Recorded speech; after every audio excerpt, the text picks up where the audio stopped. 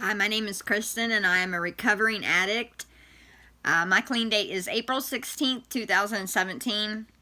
Overlook my wet hair today. I've been kayaking with my family, which is something that I couldn't enjoy before I got sober. It's something you never would have seen me out doing.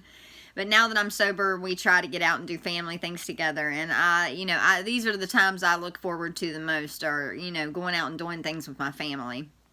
Those things mean the world to me. I wrote a letter. You'll also see a letter from my daughter that she wrote to me for my 2 years clean. She is 15 years old, so she lived through addiction, the worst part of addiction with me, sadly for her. But it did help her grow into the person that she is today, and I am so thankful for that, because she is such a smart, beautiful young lady.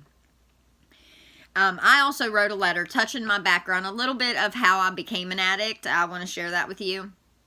And like I said, it's in a letter form, so I'm going to read that to you today. It starts with a choice. For me, it did anyways. In 1999, I smoked weed and started doing motion sickness pills. I would do about 20 at a time of motion sickness pills. I used drugs to fit in at first. In 2001, I got prescribed Adderall, Xanax, and pain pills. I chose to abuse these drugs. Never did I dream that I myself would become an addict. In 2007, I went through a divorce and I lost myself with alcohol. I lost my home and my daughter and I moved back home with my father. In 2013, I was in a horrific car accident where I was life-flighted. It was not my fault. I lost my tricep in my left arm. There's still a pretty massive scar there. It comes clear around.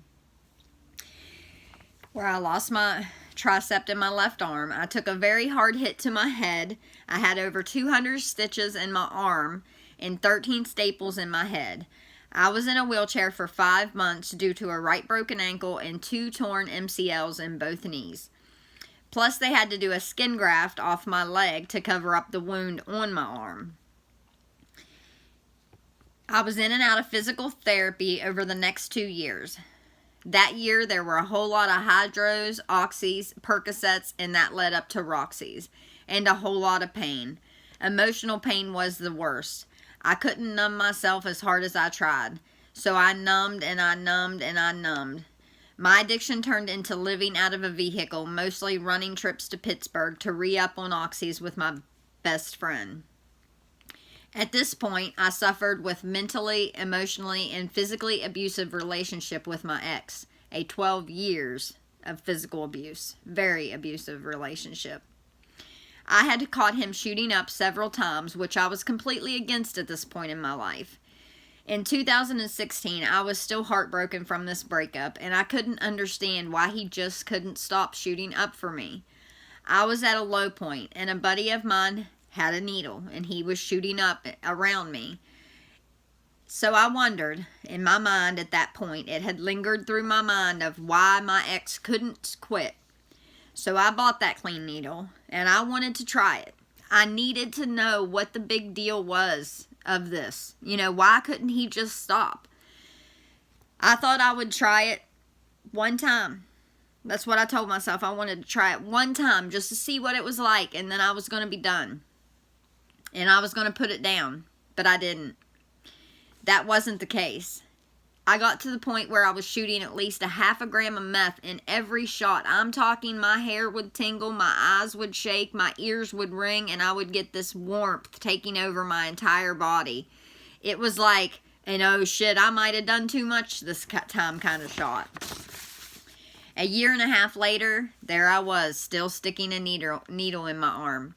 I couldn't get out of bed without shooting methamphetamines. I couldn't do anything without methamphetamine. I died while I was alive, and then that is the worst pain imaginable.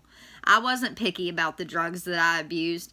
My addictions included just about anything that I could get my hands on. Though I have been addicted to them all, the one drug that took my soul was methamphetamine. I'd sometimes sit in my room and I'd start talking to people, only to look up and realize that there was absolutely no one there with me. And that's a really scary feeling. But people can heal. They can change. They can forgive. It is not easy when a choice kills you, but we all make choices.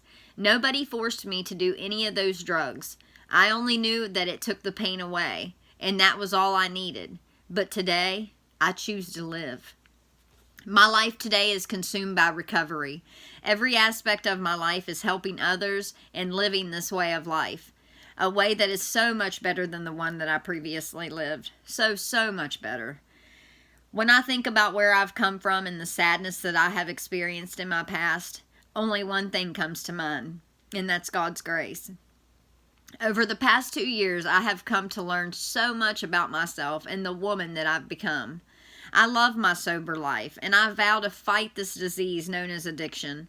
If you are struggling, please, I ask you, please reach out. I will help you in any way that I can. April 16th, 2019, I had 2 years clean, and like I said, I was an IV drug user. We can and we do recover. You know, your family loves you, and they're waiting for you to come home. We have lost so many lives to this disease. Families have lost mothers, fathers, sons, and daughters. Please know that there is help, and all you have to do is reach out. I will take your hand and help you in any way that I can. Again, my name is Kristen Turner, and I am a recovering addict. Thank you.